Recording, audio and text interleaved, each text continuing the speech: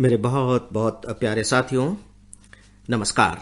मित्रों, कल गणतंत्र दिवस है और छुट्टी होने के कारण कल सीधे सीधे आप सबसे मैं बात नहीं कर सकूंगा। इसलिए मैं सबसे पहले आप सबको गणतंत्र दिवस के इस पावन पर्व पर एकेडमी की पूरी टीम की ओर से, मैडम प्रीति अग्रवाल की ओर से और अपनी ओर से बहुत बहुत हार्दिक बधाइयाँ देता हूँ।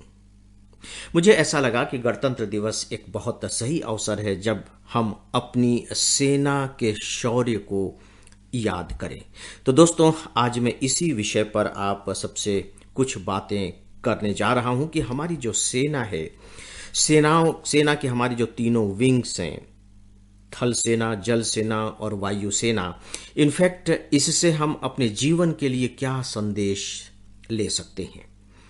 हो सकता है कि आपने महसूस किया हो, मतलब मुझे ऐसा लगता है कि इस बार का हमारा जो टेलीविज़न चैनल है और टेलीविज़न चैनल के जो बहुत ही पॉपुलर प्रोग्राम हैं, वो देखिए आपकी सेना के शौर्य पराक्रम और उनके प्रति अपने भावनात्मक लगाव को व्यक्त करने से सराबोर हैं।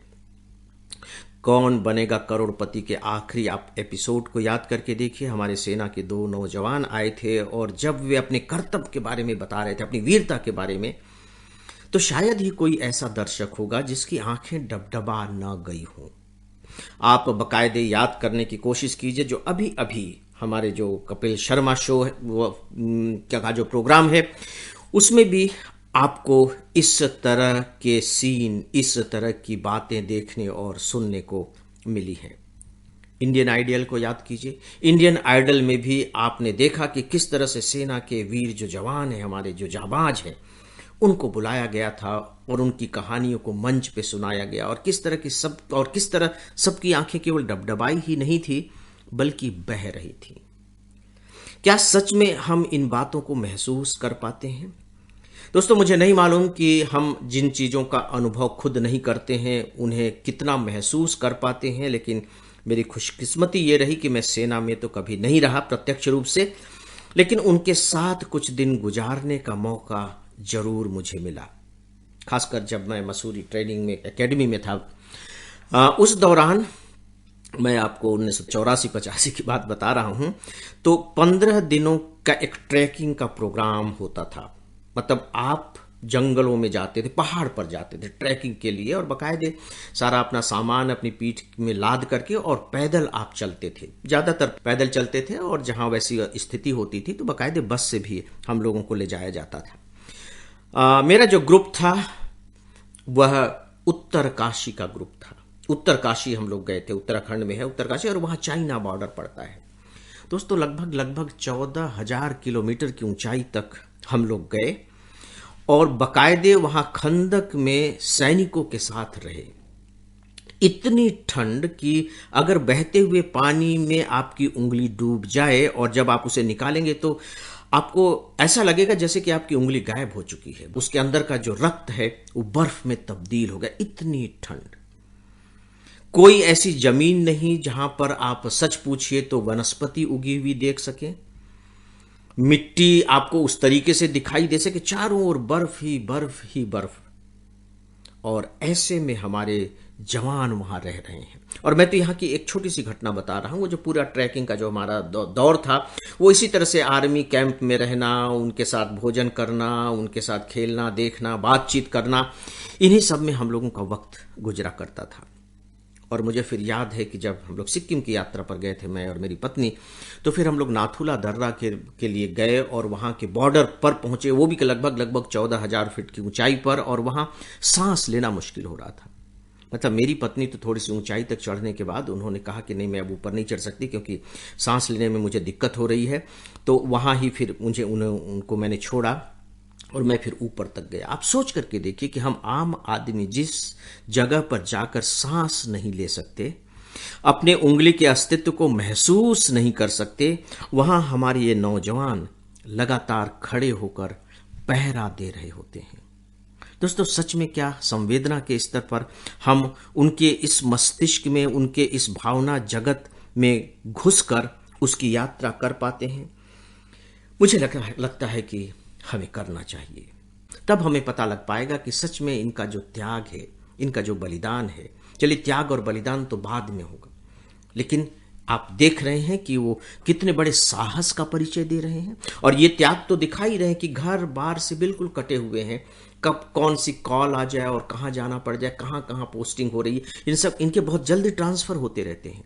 अब कहाँ है कहाँ नहीं है, कभी आप नक्सलवादियों से लड़ रहे हैं, कहीं आप आगजनी और दुनिया भर की जो दूसरी प्राकृतिक आपदा आ गई है, आप उनमें बचाव का काम कर रहे हैं। और ये आपको लगता होगा कि जब युद्ध नहीं होते तो ये आराम से बैठे होते हैं, नहीं, ऐसा बिल्कुल नहीं है। देखिए, राष्ट्रपति भवन के कैंपस होते हुए 5 साल रहा हूं, वहां की जो सुरक्षा अंदर की होती है वो आर्मी के पास ही होती है। और बाकायदे मैंने देखा कि आर्मी के लोग जो खड़े होते थे और वहां बहुत सारे वृक्ष लगे हुए हैं, तो आप उस पूरे के पूरे एरिया में घूमिए तो आपको वृक्ष की कोई पत्ती जमीन पर दिखाई नहीं देगी। यानी कि वो खड़े होते हुए भी खड़े नहीं रहते और जैसे कोई वृक्ष की पत्ती गिरी, कोई डाली हुई, इतनी साफ सफाई। हैदराबाद में जो सिकंदराबाद है, खास जो छावनी एरिया है, वहां तो राष्ट्रपति शंकर दयाल शर्मा जी लगभग 1-1.5 महीने के लिए जाते ही थे हर साल, है ना। वो राष्ट्रपति निलयम है वहां, तो वो छावनी एरिया में है, तो हम लोग भी जाकर के 1-1.5 महीने लगातार रहते थे। वो पूरा छावनी एरिया है, इतना साफ सुथरा, शांत, लॉ एंड ऑर्डर, सारी चीजें कि देख करके आश्चर्य होता था और लगता था कि यार काश कि पूरा हिंदुस्तान ऐसा हो। तो दोस्तों, ये हमारी आर्मी है। आर्मी का मतलब सिर्फ युद्ध नहीं है, आर्मी का मतलब है त्याग की भावना, बलिदान की भावना, साहस, लॉ एंड ऑर्डर, और सबसे बड़ी बात है अनुशासन, डिसिप्लिन। इसीलिए हमारे महानायक अमिताभ बच्चन जी कहते हैं कि मुझे लगता है कि हमारे पूरी की पूरी पीढ़ी को, सभी नौजवानों को आर्मी की ट्रेनिंग दी जानी चाहिए। गजब का अनुशासन, और फिर फिटनेस, उनकी फिटनेस के सामने तो सच पूछिए तो दिल खुश हो जाता है। देखिए आपके बिल्कुल किस तरीके से, आपने अगर टेलीविजन चैनल में इन प्रोग्रामों को देखा होगा तो देखिए उनके खड़े होने के अंदाज को देखिए, बात करने के उनके तौर तरीकों को देखिए, उनके हेयर कट को देखिए, सारी गौर कीजिए, तब आपको पता लगेगा कि नहीं नहीं, अनुशासन का मतलब ये नहीं है कि लॉ एंड ऑर्डर का ही आप पालन कर रहे हैं। उनके तो पूरे के पूरे व्यक्तित्व से अनुशासन जैसे टपकता रहता है। तो दोस्तों, मुझे लगता है कि खासकर गणतंत्र दिवस के अवसर पर हमें अपनी सेना के जो गुण हैं उनको सोच सोच करके और संवेदना के स्तर पर उनको महसूस कर करके उनके इन तत्वों को अपने अंदर समाहित करने की हर संभव कोशिश करनी चाहिए। हम आज़ाद हैं, आज़ाद होने के बाद हमने गणतंत्र दिवस 26 जनवरी 1950 को अपना संविधान घोषित किया। दोस्तों, ये हमारे सैनिकों के और हमारे जो स्वतंत्रता सेनानी थे उनके बलिदानों से ही संभव हो सका है।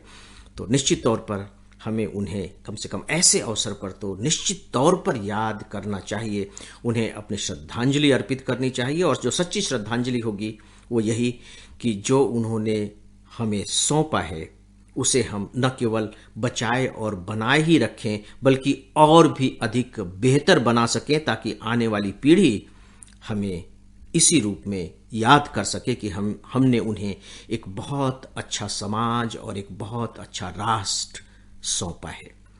तो दोस्तों, आज अब आप सबसे इजाज़त चाहूँगा। मेरा अभिवादन स्वीकार करें।